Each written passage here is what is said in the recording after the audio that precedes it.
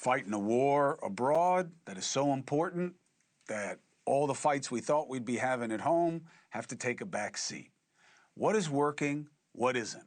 Who better to ask than the straight shooter himself, Stephen A. Smith?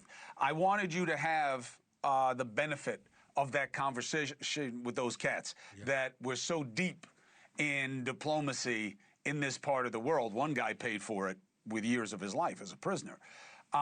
When you hear that about what the state of play is, and now the big move back here at home is, yeah, this war is expensive. We got to cut some of these healthcare costs that we're paying. We got to cut these subsidies. What do you think of that combination of moves in terms of what this means for the power balance in this society? Well, listen, when you talk about power balances, whoever's in power and has both houses of Congress in their favor, which is Trump right now, so the balance of power belongs on his, belongs in his hands for the moment.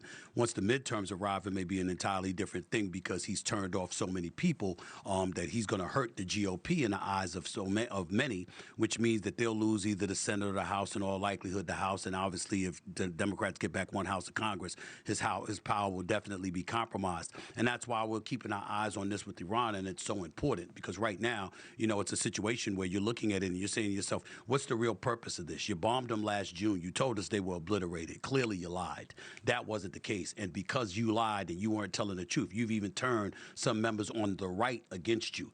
Are the constituency out there going to side with them? If they're siding with them, is that an indictment against you if you're Trump? And if they don't side with those who are proclaiming that you lied about it, then that means they're siding with Trump, and the GOP could be dead in the water come to midterms. So it's going to be real interesting to see what happens as it pertains to that, as it pertains to your guest and what they were saying in terms of working, trying to work out the balance of power. All of that remains to be seen, my man. Right now, it's just talk. We all know it. We all know things could change in a flash. Trump knows that things can change in a flash, which is why he spends so much time bloviating and talking stuff, acting like he's going to get away with everything, because he knows the likelihood is that he could pull it off with one stealth move. We'll see if he's able to do it. I think that the reality is most likely to come down to the regime will stay in place. The Trump administration will say it is different now, at least in terms of its predilections towards its own people and toward our interests, okay?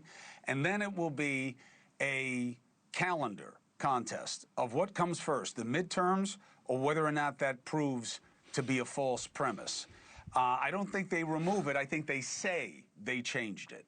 They say they reduced its capabilities. It can't hurt us. And then it's whether or not that gets proven to be untrue before the midterms.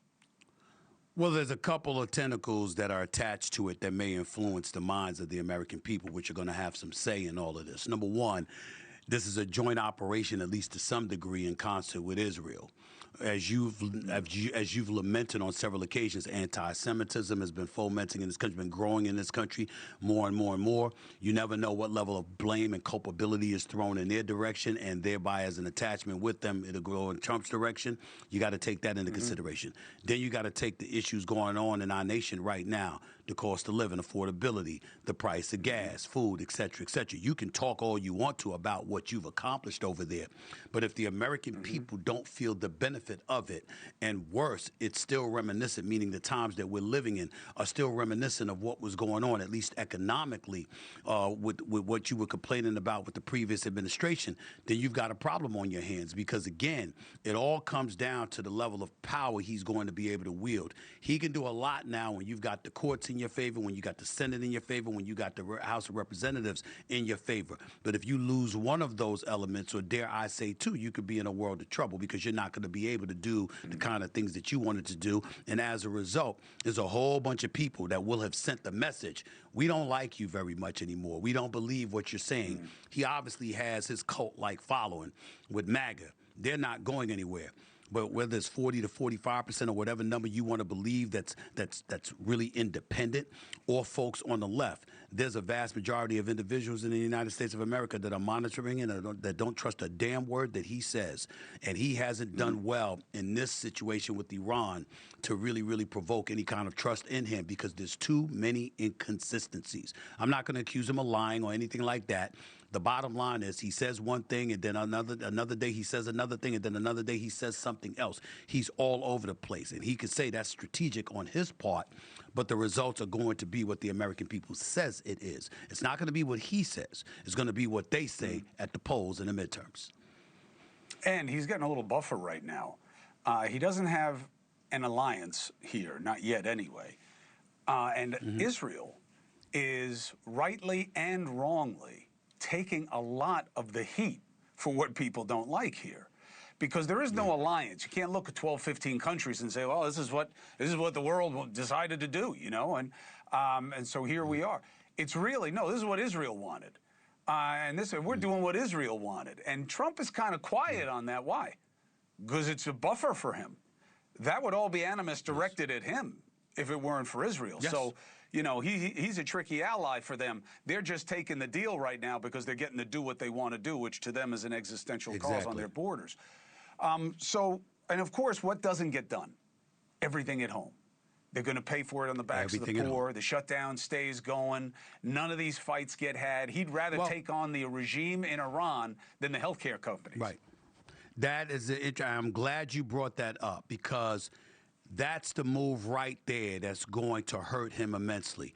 This notion that, you know what, a lot of people are viewing actions in the Middle East as him hiding away from what's transpiring on the home turf because he's not fulfilling anything that he said outside of obviously ICE with migrants and what have you. Yeah, he's fulfilling his promise on that front. But all the other stuff, the tariff wars, how effective was that going to be? Remains to be seen. Affordability, we all know we're still lamenting that, okay? So when you look at it from that standpoint, he's not touching the stuff at home. And then when you have folks, whether it's Marjorie Taylor Greene, who's no longer in the House of Representatives, or guys like Tom Tillis and others who have been adamantly speaking against him, or Rand Paul, another example.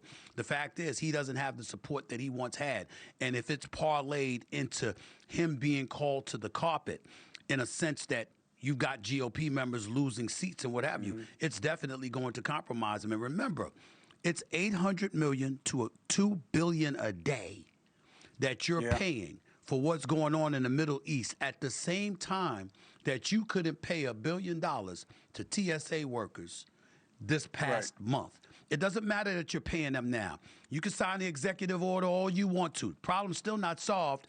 In the end, what it came down to is you came up with $800 million to $2 billion a day to engage in warfare in the Middle East before you took care of people on your home turf when it was considerably less to do so. That is a definition of negligence on the part of the American people, and they're going to make sure to remind them of it. Let me ask you one quick thing here. I don't get the Tiger Woods situation. Dusty and I were talking about it on SXM this morning. And she was saying, no, people really care about this. I say they only care about it because they want to rub his face in his own problems. But where does the analysis beyond this guy's got an addiction issue? He's got an abuse issue, and he's doing what addicts do, which is making bad choices. Is there more to this that I'm missing? He was supposed to be better than this.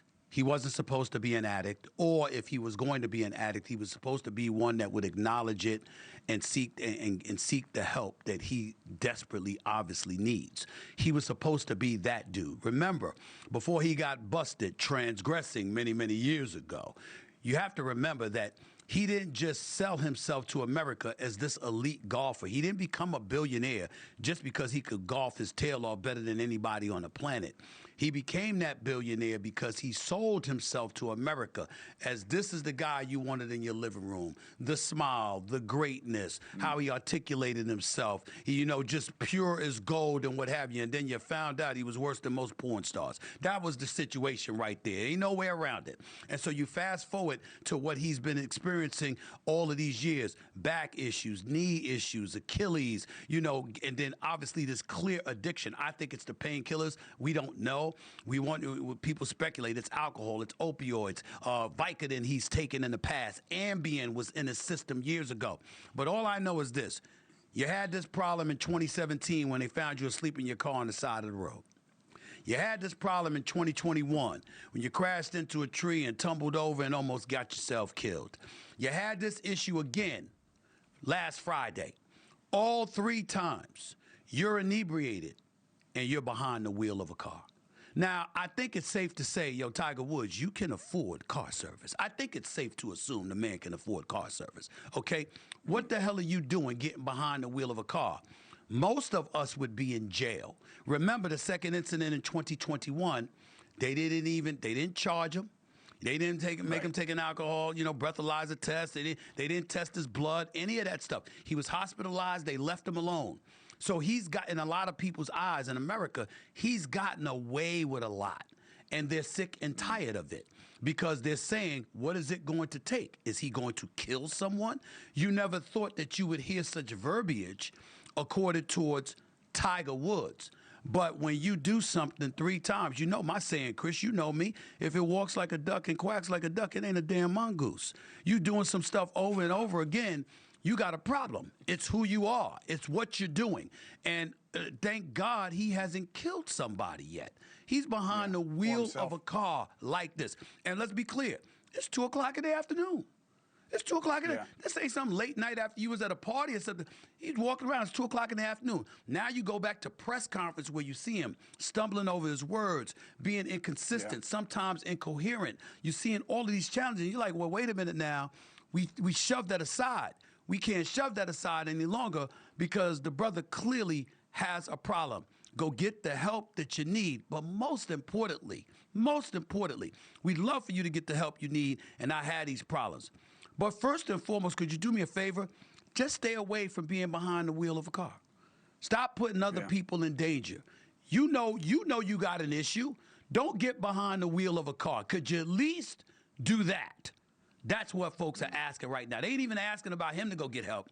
They're asking about him to save us from avoiding him behind the wheel of a car while he clearly doesn't have all his faculties in order. That's all anybody's asking. That would be unforgivable if he were to take another life.